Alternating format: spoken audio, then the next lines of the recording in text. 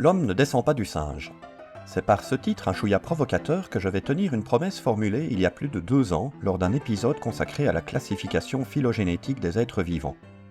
En effet, à l'époque, avec l'aide d'un gros chat un peu trop bavard, Bonjour tout le monde. par ma faute, j'avais rapidement résumé la place de l'être humain dans le buisson complexe et extrêmement ramifié qu'est l'arbre de la vie, ainsi que les relations de parenté plus ou moins étroites qu'il entretenait avec les autres espèces.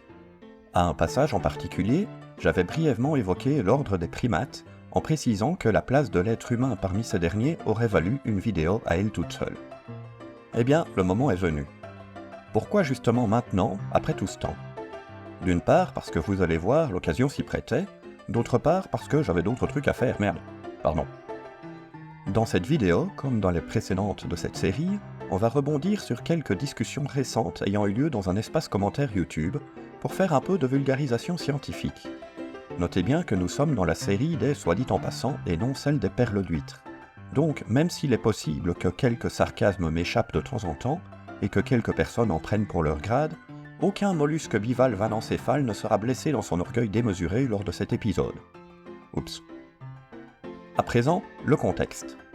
Si comme moi vous êtes un usager régulier de YouTube, vous devez vous aussi voir de temps en temps apparaître sur l'écran d'accueil non pas des vidéos, mais des messages de l'onglet Communauté des chaînes auxquelles vous êtes abonné, ou encore que l'algorithme vous suggère. C'est ainsi que ce vendredi 19 avril 2024, en prenant mon café lors d'une connexion matinale, je suis tombé sur un sondage de la chaîne Arte 28 minutes, faisant référence à une vidéo récente de David Castello-Lopez. Je possède des thunes, je suis à l'aise financièrement, je ne me plains pas. Soit dit en passant, si vous ne le connaissez pas, il est terrible. Le sondage en question, bien qu'il contint une petite erreur d'énoncé, partait d'une question intéressante, quoique un peu crue pour les oreilles les plus chastes. Les grands singes sont la seule espèce à avoir des fesses, mais lesquelles ont les plus grosses ? Les gorilles pour pouvoir s'asseoir ? Les humains pour pouvoir courir ? Les gibbons pour supporter leurs longs bras ? On va pardonner la petite erreur qui consistait à qualifier les grands singes d'espèces alors qu'il s'agit plutôt d'une superfamille.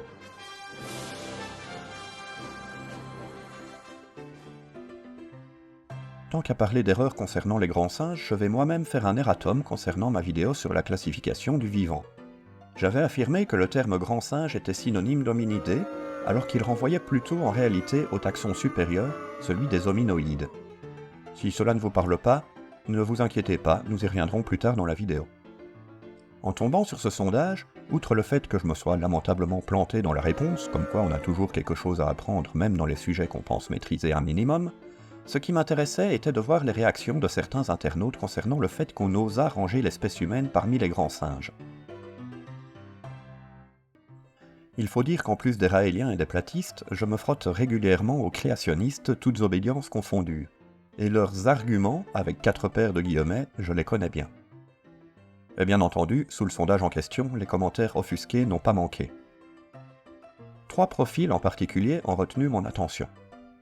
Commençons par le plus barré des 3, dont voici le commentaire initial. Les êtres humains ne sont pas des singes. Les singes ont imité les humains pour les amadouer, comme l'orchidée le fait en copiant les abeilles.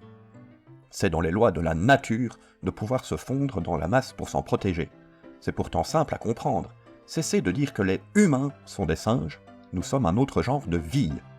Il y a le genre végétal, le genre animal, le genre fongique, le genre minéral, etc. et le genre humain. Le paragraphe qui suit m'a été suggéré par Kikez de la chaîne Techniquement ce qu'il faut savoir. Déjà ça veut rien dire, les singes ont imité les humains pour les amadouer, parce que vu qu'on les chasse pour les manger ou les revendre, qu'on détruit leur habitat pour faire du profit, ça montre que ce n'est pas du tout une tactique efficace. Ensuite, sur la partie comme l'orchidée, les orchidées au pluriel n'imitent pas que des abeilles, mais aussi des papillons, des cadavres en putréfaction, d'autres fleurs, et l'imitation se fait principalement via la production de molécules qui sentent comme les hormones de la femelle pour motiver le mâle à la polliniser. Ce n'est donc pas se protéger comme elle le prétend pour les orchidées, mais au contraire pour exploiter. Mais revenons à l'énoncé originel. Outre les majuscules intempestives que j'ai essayé de rendre à l'audio, ce message est tellement décousu que je ne sais pas vraiment par où commencer en fait. Déjà, cette dame semble considérer les cailloux comme des êtres vivants. Ce n'est pas tout. Elle parle de genre pour désigner ce qu'on appellerait plutôt un règne, et désigne les humains comme un règne à part entière, distinct du règne animal. Alors je suis désolé, mais l'être humain possède entre autres un système nerveux et un système digestif, ce qui fait de lui un animal somme toute assez banal. On notera également que cette personne néglige les bactéries et les archées, qui ne sont pas des végétaux, ni des animaux, ni des champignons, ni des cailloux, mais qui sont bel et bien vivantes. Deuxième profil, le plus fréquent, qu'on retrouve notamment chez les créationnistes et autres intégristes religieux, le bon vieux cliché de l'homme qui, entre guillemets, descend du singe. Ces gens semblent bloqués à l'époque de Darwin et n'ont apparemment pas encore percuté que 142 ans se sont écoulés depuis la mort de l'illustre naturaliste. Depuis, les connaissances en matière d'évolution du vivant se sont considérablement enrichies, mais ça leur passe complètement au-dessus de la tête, et quand on tente de leur expliquer que l'expression entre guillemets « descendre du singe » n'a en réalité aucun sens, nous y reviendrons, ils s'entêtent à refuser de comprendre et répètent qu'effectivement, ouvrez les guillemets, l'homme ne descend pas du singe, fermez les guillemets. Petite parenthèse, si vous tenez pour vrai le mythe de l'arche de Noé, alors vous acceptez l'évolution comme une réalité indéniable. Ce paragraphe vous est lui aussi offert par Kikez, dont je renvoie encore une fois vers sa chaîne et en particulier vers sa playlist L'impossible déluge, pour vous en faire une idée plus précise. Troisième profil, selon moi le plus sournois des trois. Vous noterez l'autocontradiction contenue dans le commentaire initial, mais ce n'est pas le plus important.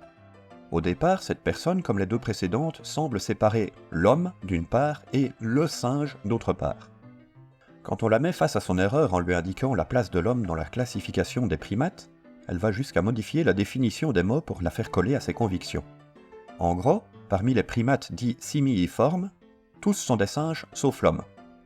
Soit dit en passant, on me signale dans l'oreillette qu'il s'agit du sophisme déplacer les buts, à savoir redéfinir les termes après coup, pour faire croire qu'on a en réalité toujours voulu dire ça, ce qui n'est manifestement ici pas le cas.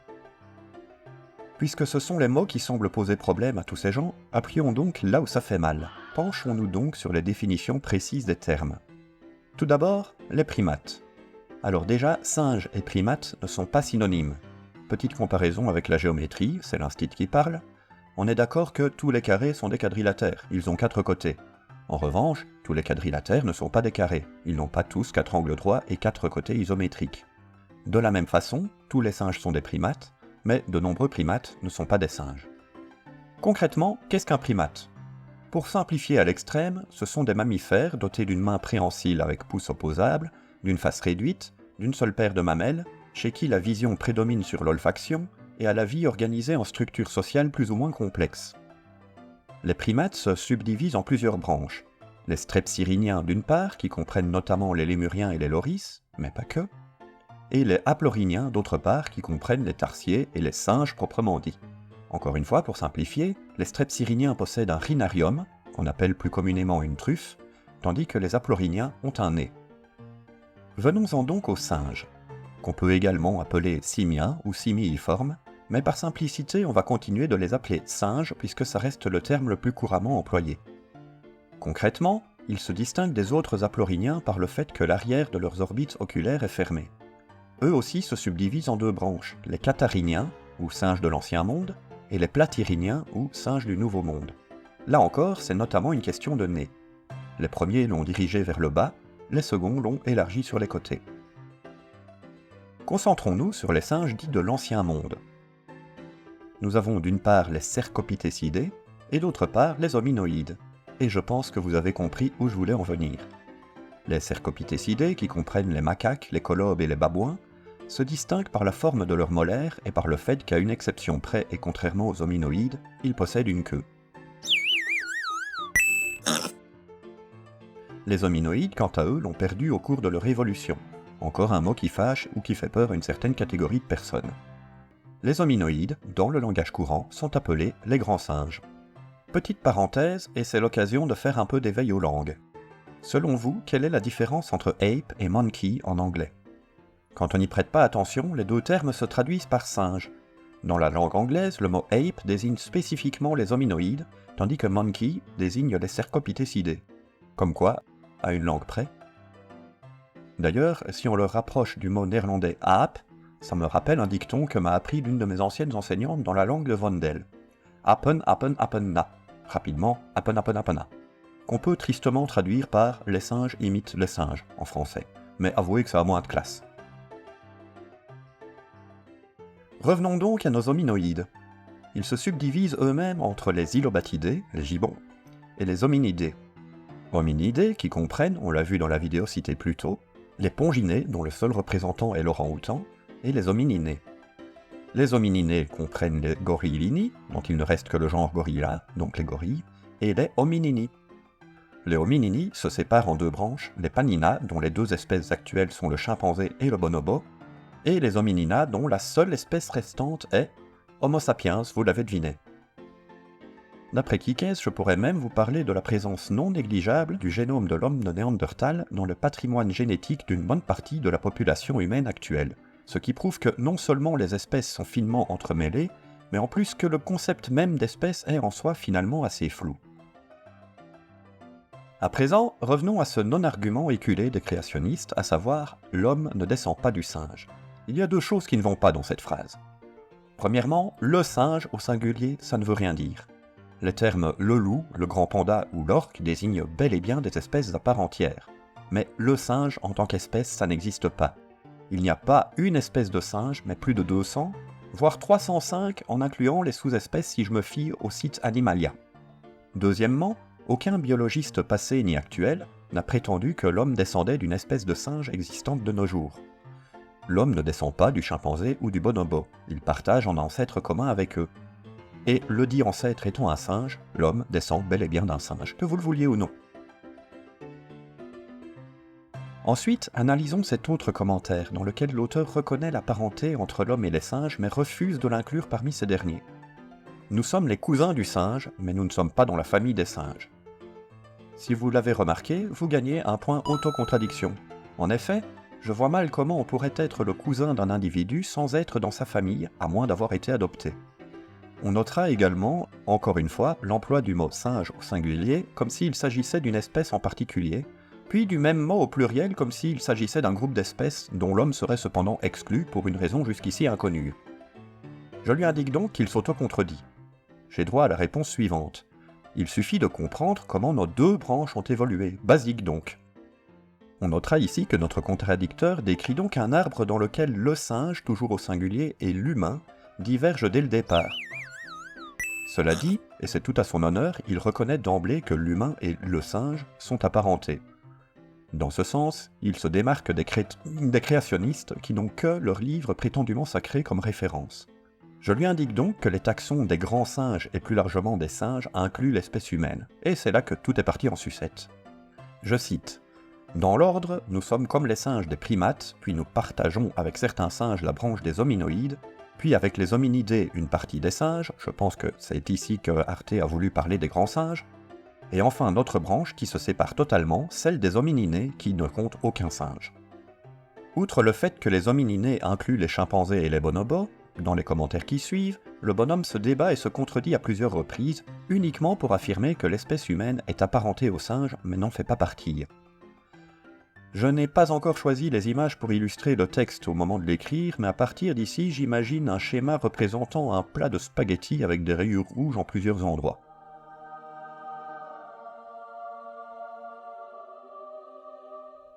Ensuite, le bonhomme retourne sa veste en admettant que « singe » n'est pas une désignation scientifique, pensant confirmer son assertion première tout en la contredisant au passage. On me murmure dans l'oreillette qu'il s'agit à nouveau du sophisme consistant à déplacer les buts. Donc, nous y voilà. Singe n'est finalement pas une désignation scientifique. On respire. Tout le monde a fini par se mettre d'accord. Vraiment ? Ouvrons nos dictionnaires. Physiquement, j'en ai deux sous les mains. Larousse de Poche, 1997. Mammifère de l'ordre des primates, à face nue, à mains et pieds préhensiles et terminés par des ongles. Alors certes, nos pieds humains ont quelque peu perdu de leur préhensilité du fait de la bipédie, mais quand on veut, on peut. Et quoi qu'il en soit, ils sont bel et bien terminés par des ongles. Petit Larousse, 2014. Primates à face nue, à mains et pieds préhensiles terminés par des ongles. Note, les singes forment le sous-ordre des simiens. Pause. Vous avez bien lu et entendu, les singes forment l'ordre des simiens, ordre également appelé simiiforme, qui inclut l'espèce humaine. Mais continuons. Penchons-nous donc maintenant sur un outil en ligne qu'il serait de nos jours stupide de négliger, le Wiktionnaire. Ici, nous avons deux définitions. Une définition dite classique, incluant les primates, hors les lémuriens, hors l'homme, et une définition scientifique incluant l'homme pour les nombreuses raisons citées plus haut. Avant de conclure, je vais attirer votre attention sur 3 concepts en matière de classification du vivant. Le premier, c'est le clade ou taxon. Techniquement, c'est le groupe formé par l'ancêtre commun et l'ensemble de ses descendants. Ainsi, comme j'aime à le rappeler à mes élèves, les dinosaures n'ont pas disparu puisqu'ils forment un taxon ou un clade dont les oiseaux font partie. Le second, c'est l'adjectif monophylétique, qui désigne une espèce ancestrale et l'ensemble de ses descendants. On peut donc le considérer comme synonyme de clade ou taxon. Par exemple, l'ensemble des primates simiiformes, humains inclus, est monophylétique. Le troisième, c'est l'adjectif paraphylétique, qui désigne une espèce ancestrale et une partie seulement de ses descendants.